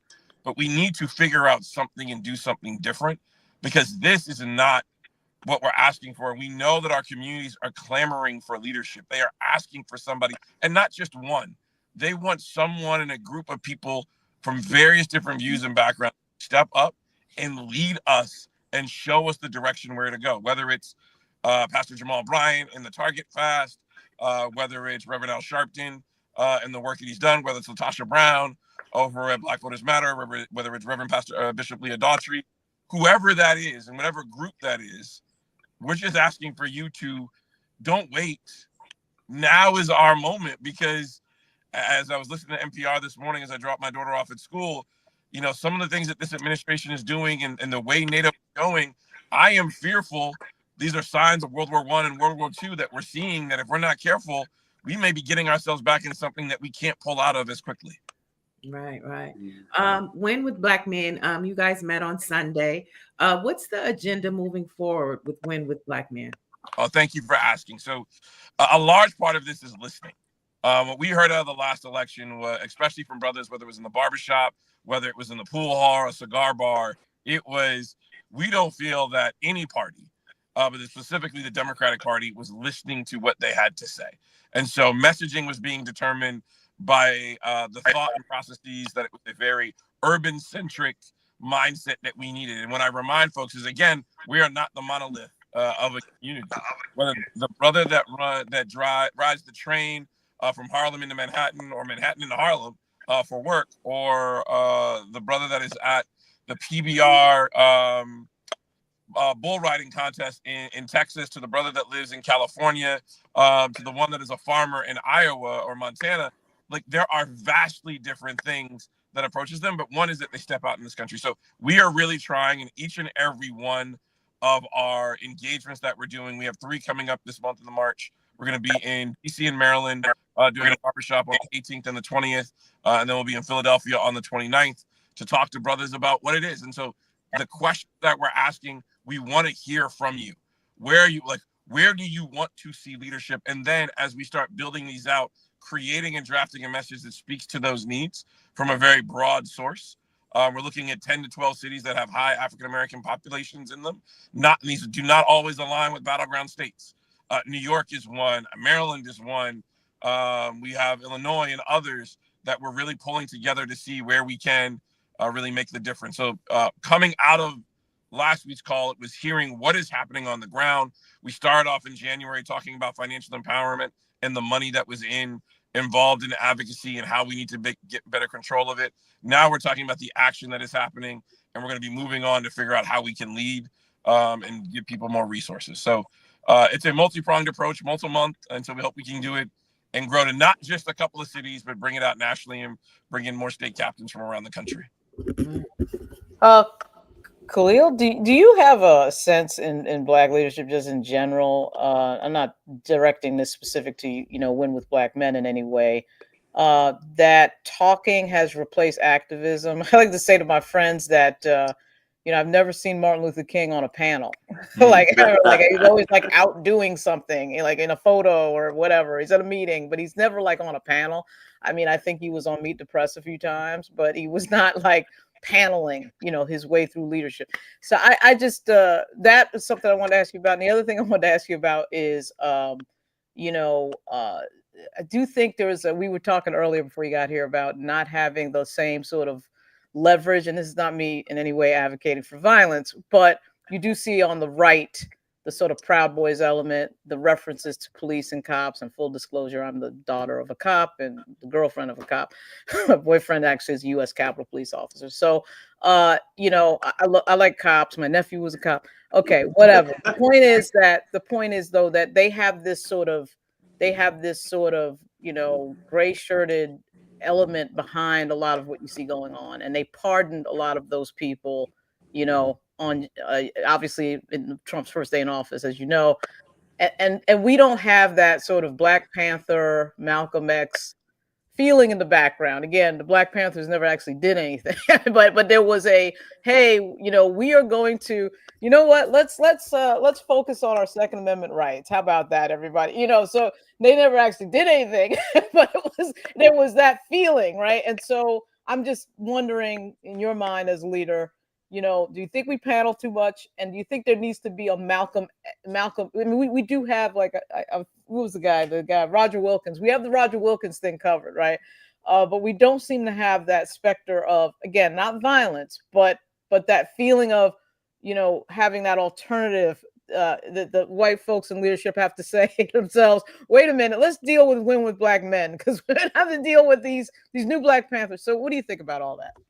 Well, one, thank you to your family members and those that have served and continue to serve in law enforcement. We need many of them out there so that we can dismantle preconceived notions as they go into our communities and engage with us. So thank you for that, number one.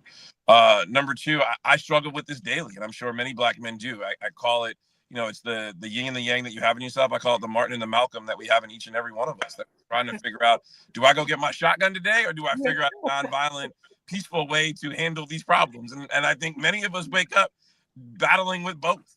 But I am happy to see brothers in Ohio, I believe it is, that when the neo-Nazis came in, organized in their community, grabbed their Second Amendment rights and proudly displayed them and have checkpoints to make sure that you're not going to come into our communities and do anything wrong. That's okay. As long as you're abiding by the law, that we know that after the Panthers started carrying their shotguns, which weren't loaded in California at the time, that I'm sure California gun laws got changed really quick, if my memory's correct. And again, that's okay. You want to change the rules? We'll play by the rules that you adopt to some degree, but we're going to figure out the best way to use them for ourselves. And so where you ask leadership now versus then, I do think there is a difference. Yes, there's a difference between the panel, but it's a different time. We have social media. Here we are actively doing activism in a panel setting virtually. So there's a way that we can engage mass amount of people. But then on the converse of that, when I think about the Montgomery bus boycotts, that was dealt with rotary phones and paper, no internet, no Google Maps to figure out where the bus stop was going to be. They got way more done with less tools.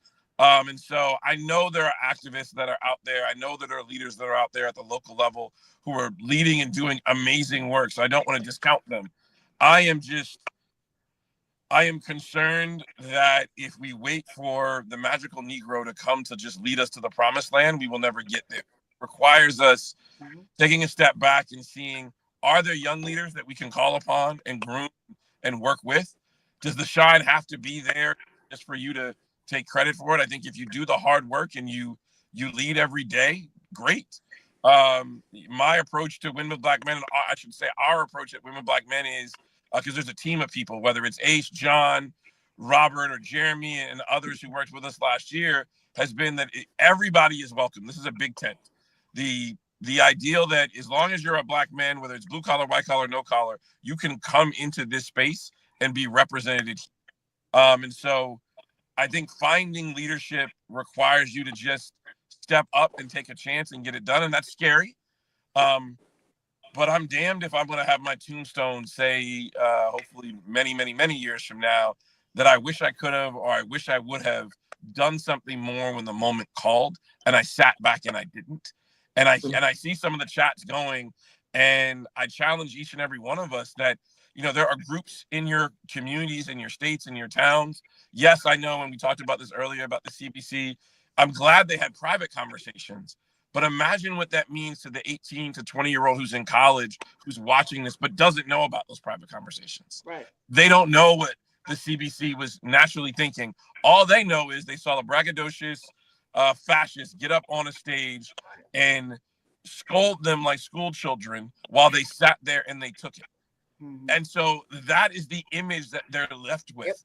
Very much conversely to the image that we all remember. And if we were tying this back together, of then President Barack Obama touching the textured hair of a young boy as he looked up to him. No, that image speaks to all of us because it innately brings something out of us as Black people. But the exact same opposite happened last night. And I think that's where we need leaders to stand up and lead. As a political strategist, we hear a lot that all politics are local. And we have this national conversation about what Trump is doing. But in your assessment, do you think that the change that we're talking about, we want to see, do you think that it should start on a local level first and go up? Or do you think that we should attack it from a Trump, administration? I think it's all four. Local, national, left, right. Everybody should be coming at this problem. What I love about the work that we're doing, and I've heard some of the strategy in the fast, the target fast that Reverend Jamal Bryant is doing. I've heard some of the work that Reverend Sharp is doing, but I also know work that's happening in Georgia with a group called Black Men Build.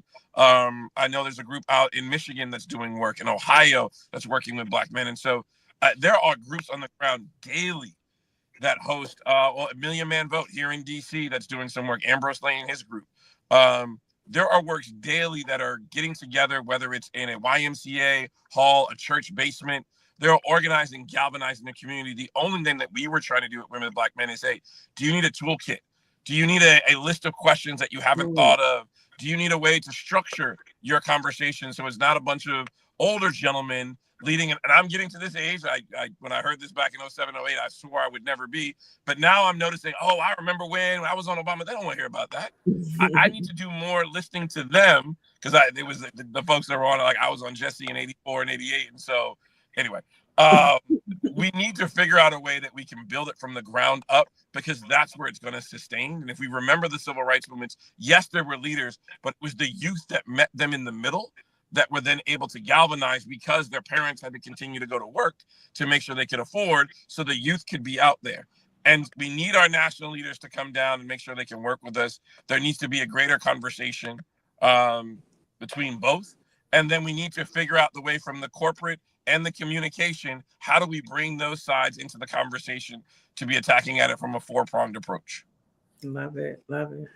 Well, we are just about out of time, but Khalil, it was, for me, my last one is that you mentioned earlier about the CBC, Democrats in general, and my question to you, with what you guys were able to accomplish along with Win with Black Women, it sounds surprising that Democrats don't seem to be listening to you.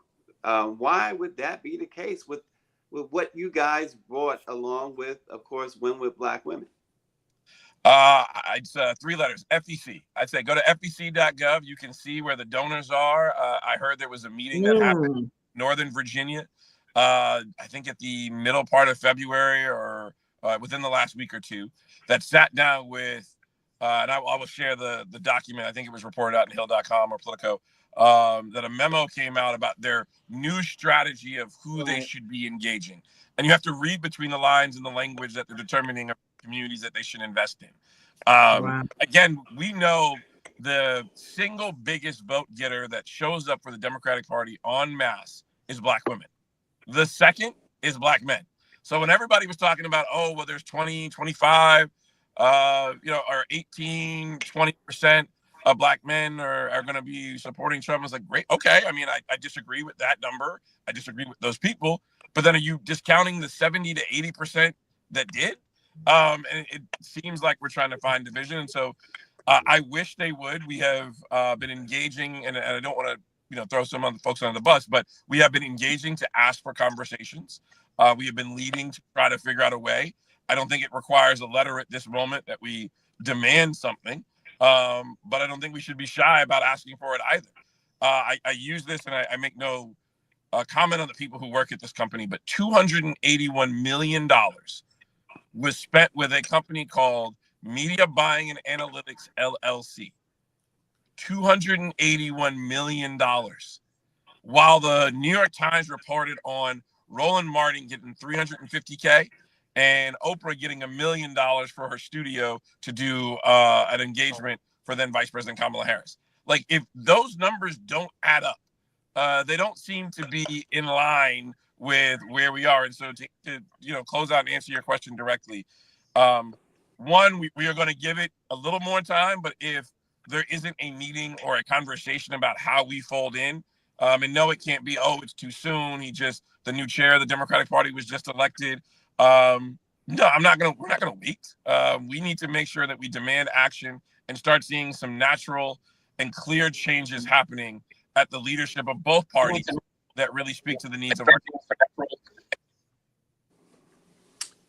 Well, I appreciate appreciate that response. Appreciate that. Yeah. And we just want you to know that the Black press represents over 200 Black newspapers across the country, and we definitely want to support your tour that Win with Black Men are having. And so we definitely want to keep the communication open to amplify those summits and those meetings and panels you're having.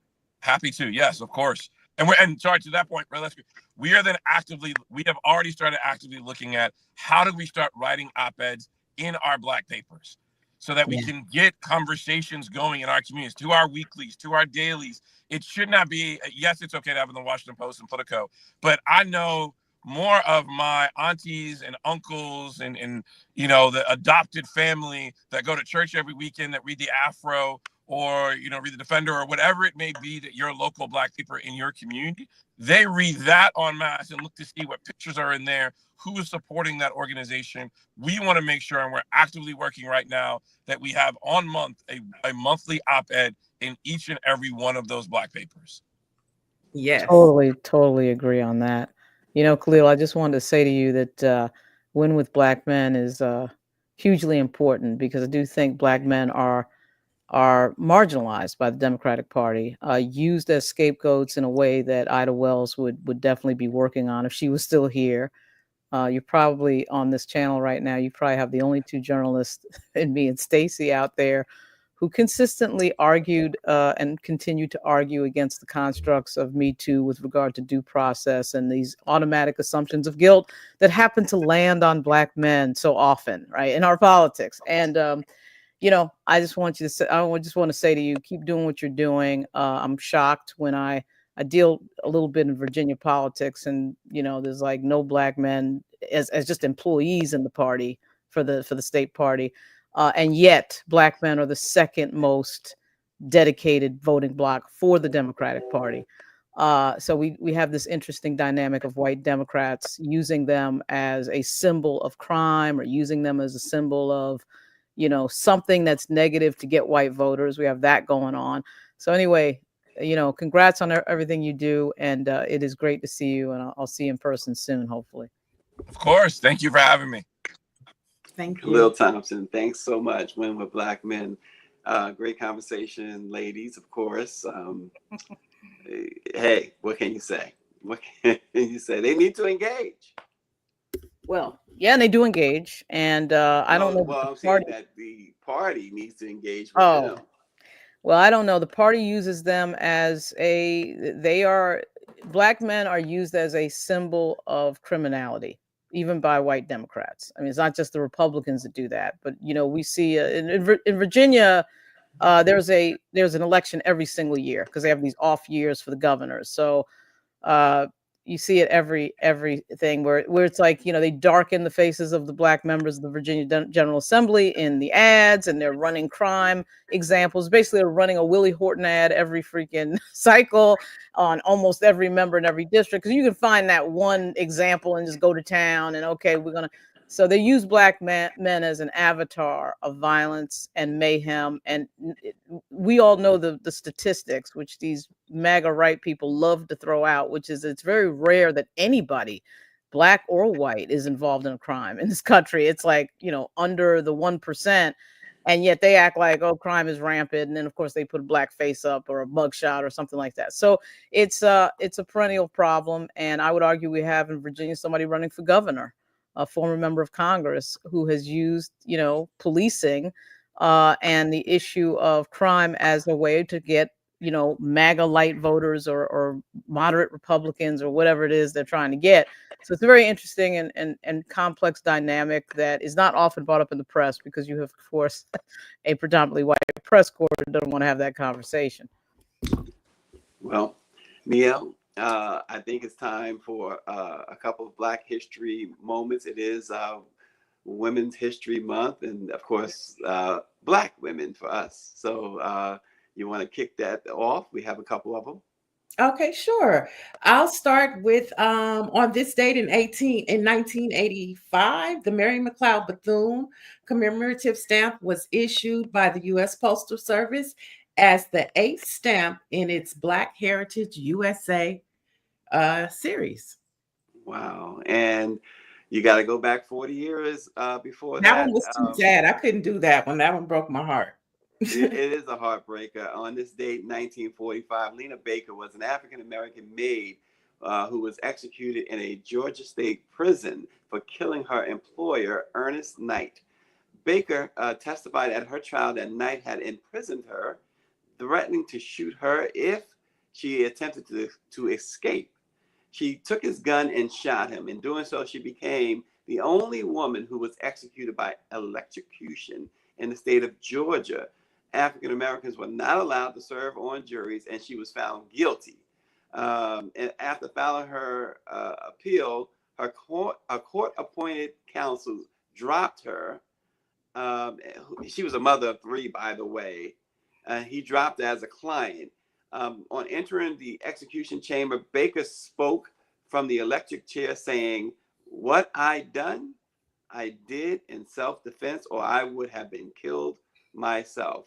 Well, in 2005, 60 years later, Baker was granted a full and unconditional pardon by the state of Georgia.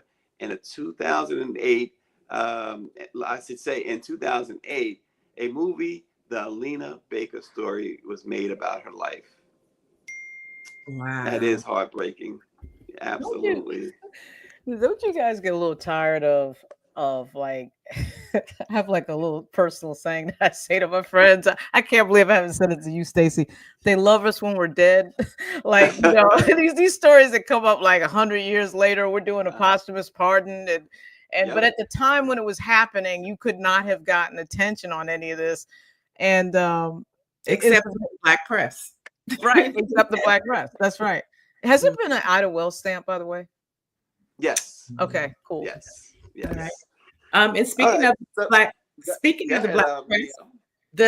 the Black press, the paper of the day is the Cincinnati Herald, which was founded in 1955 by Gerald Porter. Now it's received tons of awards, but in recent years, the Cincinnati Herald won Best Minority Issues Reporting in the state of Ohio out of 531 publications, with a circulation of under 100,000 from the Ohio Society of Professional Journalists. So if you're in Cincinnati, support the Cincinnati Herald, and I'm sure they have a website, and you can see what's happening in Black America or in Black Cincinnati. Well, there you have it. We was in Cincinnati in 2019 and had a nice time. Jan Michelle Kearney with the Cincinnati Herald was basically showing us around the city and showed us a good time. So we appreciate the Cincinnati Herald. And again, no matter where you are, you can go on their website and check out news there. And of course, any Black-owned newspaper, you can go on their websites. And of course, there is blackpressusa.com. And there's Black Virginia News too, folks. So get that newsletter, subscribe. And also, of course, keep subscribing to the Let It Be Known YouTube page. Lauren, it's always a pleasure. Neil, I think we had a little fun this morning. Did we not? Yes. This has been our longest show. And probably our best show. That's far. One where I am extremely tired. Sleep. Yeah, but that's okay. Lauren probably didn't sleep either. Yeah, it's been a very long 24 hours, but that Black Caucus event was worth it. That was a lot more than I thought it was going to be. So I'm glad we went to that. Yeah, absolutely. And I know Neil took about sleep. She's up like 2 a.m. out there in California. So We appreciate Niele as always. Thanks for watching. Let It Be Known. We'll see you again tomorrow. Bye.